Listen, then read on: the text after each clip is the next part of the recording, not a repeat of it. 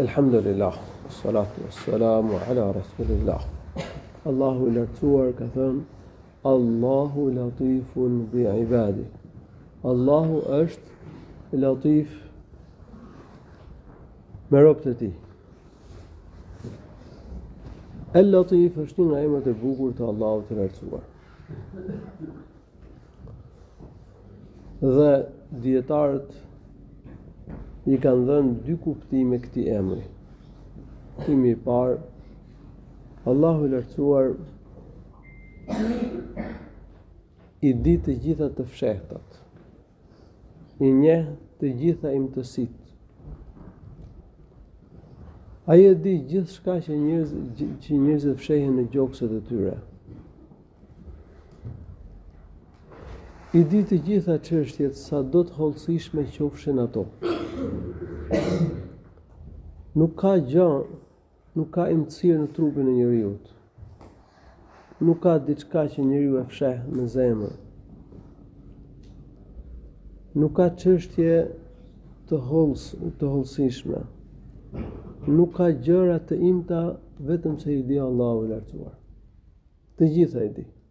Është e para. Kuptimi I parë. I dyti, Allahu subhanahu wa taala u sjell të mirat robëve të tij besimtar në mënyra që ata nuk I ndjejnë. Allahu është I butë me besimtarët. Është I mëshirshëm me ta. Dhe u jep të mirat nga nuk e mendojnë.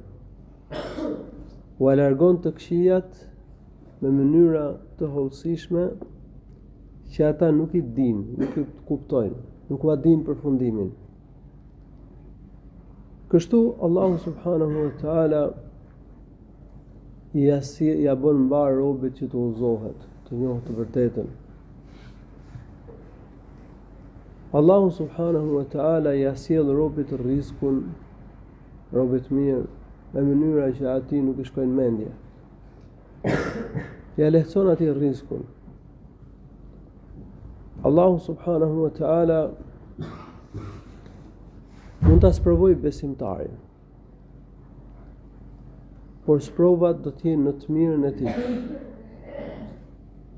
Shërbejnë sprovat që Allahu t'i jap atij të mira në këtë botë dhe t'ia ngrej gradën në ahiret. Njeriu mund të mendojë se nëse nuk ka arritur një të mirë në këtë botë, është provë për ta, edhe hidhrohet.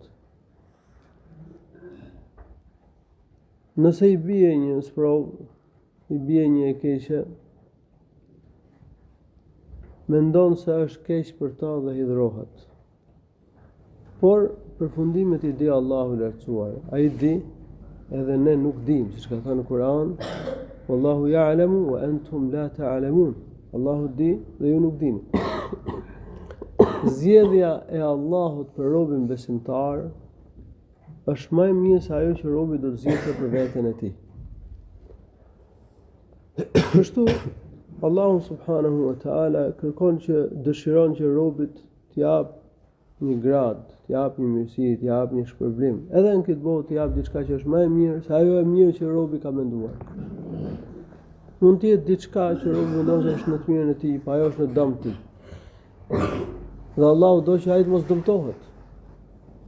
Që ai të mos e humb rrugën e ahiretit, që ati të mos I ulet gradat tek Allahu.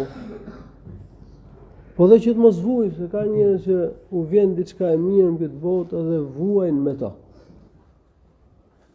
Për shembull, një bashorte që nuk është dëmtare, nuk është e përshtatshme për ta. Ose ndoshta një mënyrë jetese që nuk është në të mirën e tij. Dhe Allahu I lartësuar I jap diçka tjetër që është më e mirë për ta. I ja zëvendëson me diçka tjetër që është më e mirë për ta. Allahu I lartësuar I ruan robën nga të këqijat dhe ja mundson atij të mirat. Allahu I lartësuar I shpëton muslimanët nga planet e kafirëve. Historia e Jusufit alayhi salatu wassalam është argument për këtë. Dhe edhe në historinë e Jusufit ne shohim rrjedhimet e këtij emri të bukur të Allahut subhanahu wa taala. Jusufi alayhi salam u sprovua por Allahu lartësuar me punët e tij të hollësishme, me dijen e tij që i kap të gjitha hollësirat, të gjitha imtësirat, përfundimin e nxori në favor të Jusufit alayhi salatu wassalam. Ran burg, por doli i nderuar dhe i respektuar. Dhe ngriti Allahu nga burgu i dha një pozitë shumë të lartë. Bën një plan kundër tij vëllezërit e Jusufit nga smira. Allahu lartësuar e nderoi, e ngriti. Dhe ata e kuptuan gabimin e tyre.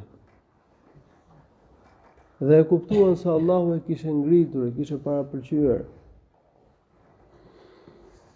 Allahu i lartësuar e bashkoi përsëri Jusufin alayhi salam me babain e tij. Pra Allahu subhanahu wa taala ja sjell të mirat robit në mënyra të holla që robit nuk i shkojnë mendje. Dhe ja shmang të këqijat robit në mënyra të hollësishme që robi nuk i kap dot. Lusë Allahu subhanahu wa taala të na trajtoj me butësinë e tij, me mëshirën e tij. Dhe të na i largoj të këqijat dhe damet. Na forcoj në fenë e tij në këtë botë, derisa të vdesim, edhe të na bëj banor të xheneteve të larta. Allahu shpëlbeft të mira. Alhamdulillahi rabbil alamin. Sallallahu alaihi wasallam ala nabiyyina Muhammad.